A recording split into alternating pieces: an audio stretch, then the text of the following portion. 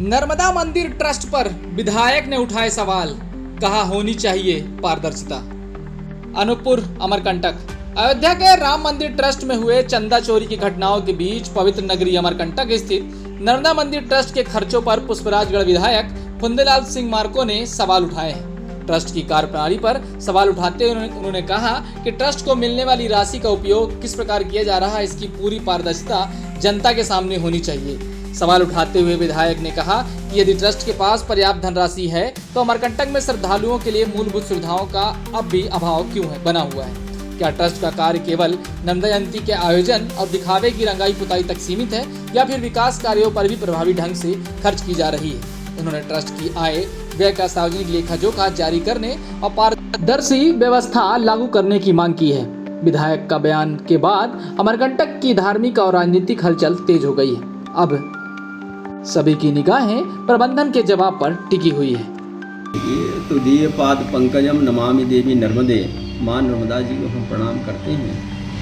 और मेरा सौभाग्य है कि माँ नर्मदा जी तपोभूमि में हम एक जनप्रतिनिधि यहाँ जो है माई नर्मदा ने सेवा करने का मुझे तीसरे पंचवर्षीय अवसर दी है। क्योंकि वर्तमान में पूरे देश में जहाँ जहाँ भी धार्मिक स्थल और जहाँ ट्रस्ट गठित हुए, आज अयोध्या ने सारे धर्मावलंबियों के आँख खोल दिया। ये आस्था से जुड़ा हुआ मुद्दा है, जहाँ लोग जिस भावना से, भक्ति से, आस्था से देवी देवताओं के मंदिरों में जाते हैं और लोग लाखों करोड़ों रुपए उसमें दान करते हैं, चढ़ाते हैं कि वहाँ का समुचित व्यवस्था हो।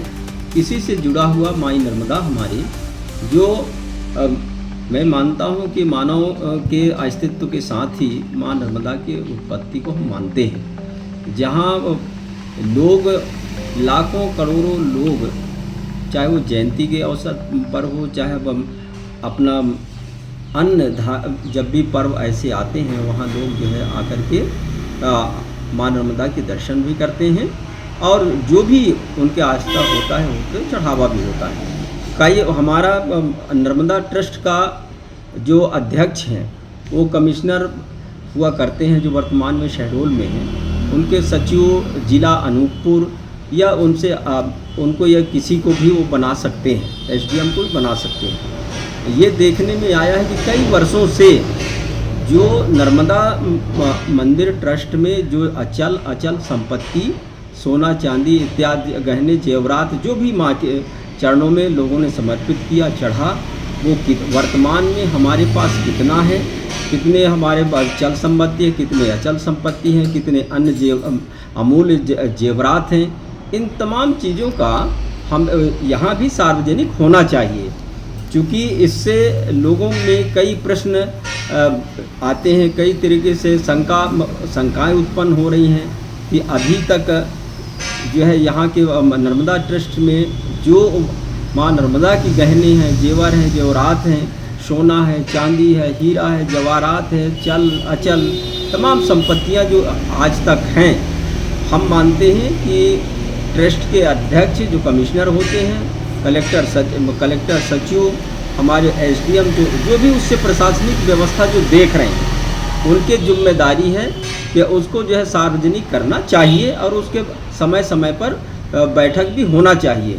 लेकिन जब कोई अवसर आते हैं, चाहे वो नर्मदा जयंती के अवसर हो, चाहे महाशिवरात्रि के अवसर हो, अभी जो है सावन सोमवार का आएगा, इस टाइप के कोई धार्मिक जब कार्यक्रम होते हैं तभी ट्रस्ट का औपचारिक बैठकें हो जाती हैं। कब होता है किसी को पता भी नहीं रहता है, न सदस्यों को कभी बुलाया जाता है, न उनके सामने कोई बातें रखी जाती हैं। अधिकारी 2 मिनट के लिए बैठते हैं और उसके बाद वो अपना प्रोग्राम बता के चले जाते हैं। न कोई सदस्य से कभी पूछा जाता है, न संपत्ति के बारे में क्या हमारी वो है, इसके बारे में भी सदस्यों को जानकारी नहीं दिया जाता। मैं आपके माध्यम से मांग करता हूँ और हम इस पर पत्र भी लिखेंगे कि आप जो है उनके धन संपत्ति का नर्मदा ट्रस्ट में वर्तमान में क्या धन संपत्ति है, चल अचल क्या संपत्ति है, जो भी माँ से जुड़े हुए हैं, वो सारे गहने जेवरात, हीरे जवाहरात जो भी राशि है बहुत दिन से वो रखा हुआ है, जो सार्वजनिक नहीं हुआ है उसको सार्वजनिक किया जाए ताकि वहाँ की सुंदर व्यवस्था हो सके। वर्तमान में देखा जा रहा है कि जो पूर्व में जो जिस तरीके से माँ के वहाँ के मंदिर का चाहे उसका भी स्वरूप हो, मात्र लीपा पोती करके और लोग वहाँ जो है अपना जीविका उपार्जन का एक साधन बना के रखे हैं।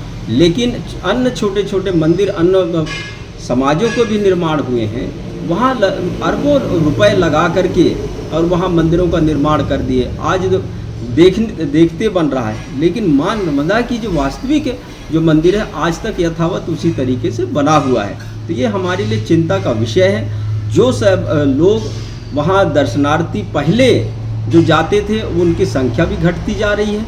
इससे हमें जो है हमारे सनातन पर भी धर्म थोड़ा प्रश्न चिन्ह हो रहा है कि क्यों ऐसे हो रहा है, इन पर भी चिंता करनी चाहिए।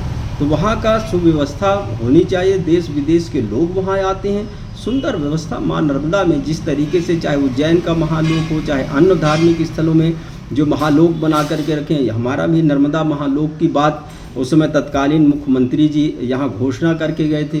माननीय डॉक्टर मोहन यादव जी भी हम अमरकंटक लोक बनाएंगे, वो कह रहे हैं। पता नहीं कब वो बनेगा, ये एक कल्पना है, लेकिन ट्रस्ट के जो भी संपत्ति है उसको उजागर होना चाहिए, ये हम मांग करते हैं।